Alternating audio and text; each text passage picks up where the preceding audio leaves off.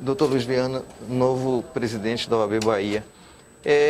A disputa na OAB nessa eleição passou a impressão de quem está de fora que existe muita briga, muito desentendimento entre os advogados. O que é que existe de real e, chegando lá, o senhor vai tentar pacificar, se é que precisa, as correntes de advogados aqui na Bahia? Não. Em primeiro lugar, a eleição realmente foi muito acirrada. Mas muito acirrada não significa necessariamente dizer que teve muita briga. Porque, primeiro, os advogados de contencioso, de foro, é o meu caso, eu sou advogado, e eu digo sempre, usando uma expressão de barriga no balcão, que é o advogado que vai para o foro, que vai para as audiências. Os advogados de foro são sempre advogados muito combativos. Então você já tem, por, vamos dizer assim, forma de ser da profissão, essa ideia do combate. E segundo, essa foi uma eleição muito acirrada porque nós estávamos numa chapa de oposição e fizemos uma campanha muito positiva e passamos a ter chance de ganhar. A partir do momento que tivemos chance de ganhar, isso polarizou com a chapa da situação e gerou uma grande mobilização e participação das pessoas, o que gerou um acirramento. Em alguns episódios, até acirramento de ânimos, mas que ficaram para trás na eleição. Depois da eleição eu já tive com o Saul Quadros, o nosso presidente, foi recebido de forma muito cortês. Não vejo nenhuma necessidade de pacificação dos ânimos, porque eles já estavam pacificados no dia da eleição. O grande problema é o desrespeito das prerrogativas dos advogados. A classe dos advogados, ela tem uma série de direitos próprios para o exercício da advocacia, que nós chamamos de prerrogativas da advocacia. Como, por exemplo, o direito de se comunicar livremente com o seu cliente que esteja preso. O direito de ter acesso aos autos dos inquéritos e dos processos. O direito de entrar e sair de qualquer repartição pública ou de qualquer juízo para a defesa do seu cliente. A inviolabilidade da correspondência dos advogados e clientes, a inviolabilidade dos escritórios de advocacia, enfim, uma série de direitos que se destinam a permitir a existência de advogados livres, independentes, para a defesa dos seus clientes. E a grande queixa nessa campanha, e talvez o grande tema central desta campanha, dos advogados, foi a necessidade de proteger mais, defender mais as prerrogativas dos advogados que estão sendo descumpridas cotidianamente. Mas como é que a OAB pode fazer isso aí? Tem que ser questão política? Isso. Como é? Eu acho que pode fazer de duas formas e é o que eu vou fazer quando assumir em 1º de janeiro. Primeiro, dialogar com as autoridades para mostrar a que se servem as prerrogativas. Como eu estava lhe dizendo, as prerrogativas são direitos dos advogados, mas não são direitos individuais apenas. São direitos que servem para que o advogado livre e independente possa, efetivamente, ser um instrumento da mais ampla defesa dos mais diversos direitos, desde os processos penais até os processos de família, até os processos de herança, até os processos de consumidor, enfim, toda sorte de processos em que o advogado precisa estar livre e independente para estabelecer digamos assim, um diálogo com a outra parte, e com o juiz e com o promotor, de forma igual. Como é que a OAB pode fazer isso? Primeiro, dialogando com essas autoridades e mostrando para que servem as autoridades. Segundo, fazendo um enfrentamento, um combate correto. Nós vamos, por exemplo, isso foi uma coisa que na campanha os advogados gostaram muito, nós vamos criar uma Procuradoria de Defesa das Prerrogativas para que, a todo momento que tiver um enfrentamento com alguma autoridade que descumpra a violação das prerrogativas, a gente possa ter um desdobramento jurídico. Então, é ao mesmo tempo uma questão política, como você falou, de diálogo com as grandes instituições onde existe esse problema, o Judiciário, o Ministério Público, as delegacias de polícia, e ao mesmo tempo um enfrentamento jurídico, para a gente mostrar exatamente que essas prerrogativas são invioláveis. Neste momento, nós estamos no período de preparação para a sucessão do presidente nacional da OAB, o Alfi Cavalcante, que terminará o seu mandato em 31 de janeiro do ano que vem. Em 31 de janeiro vai se reunir o colégio eleitoral, que é formado pelos conselheiros federais de cada estado. Então a minha chapa elegeu 3 conselheiros federais, como todas as 27 OABs. Esses 81 nomes vão se reunir e escolher um presidente. É a forma indireta que eu fui crítico. Tem 2 candidatos, ou pré-candidatos. O atual secretário-geral, que é Marcos Vinícius Furtado de Coelho, do Piauí, e o atual vice-presidente, que é o doutor Alberto Machado de Paula Machado, do Paraná. Os dois já assumiram comigo o compromisso de qualquer um dos dois que ganhe vai realizar o plebiscito ano que vem. Ou seja, a classe será consultada e eu, como presidente de uma OAB importante, que é a OAB da Bahia, serei vamos dizer assim, pertinaz cobrador disso, desse compromisso de fazer.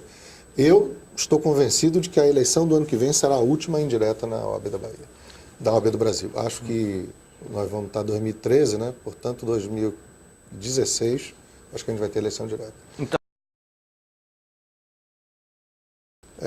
eu, em várias oportunidades, tenho sido solicitado a me manifestar sobre o mensalão. Aí eu queria deixar bem claro para você e para seus ouvintes que o Código de Ética da Advocacia proíbe o advogado de emitir opinião sobre um caso concreto que esteja em julgamento. Mas, em tese, eu posso falar sobre filosoficamente, em tese, eu posso falar sobre várias coisas. Então, eu acho, por exemplo, que existem questões jurídicas complexas que foram debatidas nesse julgamento e que precisam ser discutidas pós-julgamento. A questão, por exemplo, muito debatida sobre o domínio do fato. Quer dizer, você não pode condenar ninguém, muito menos na área penal, presumindo que ele tenha praticado este ou aquele ato, sem que tenha prova daquele ato. Quer dizer, a presunção do conhecimento daquele fato para fins criminais, a mim me chama a atenção como algo negativo. Parece que é a primeira vez, sabe, Biagio, que assim, pessoas poderosas efetivamente foram julgadas e condenadas e, pelo que parece, efetivamente vão para a cadeia. Quer dizer, então, este é um sinal muito significativo. Na verdade, a ação de Salvador, neste ano, foi apenas mais uma de tantas outras na Bahia e no Brasil, onde as eleições têm sido judicializadas cada vez mais. E eu quero tentar não ser hipócrita. Eu sou advogado eleitoralista, tenho um escritório que presta serviço nessa área e, portanto, eu quero ter uma posição para dizer que é possível, ao mesmo tempo, defender a democracia e defender os meus clientes sem que isso seja uma contradição.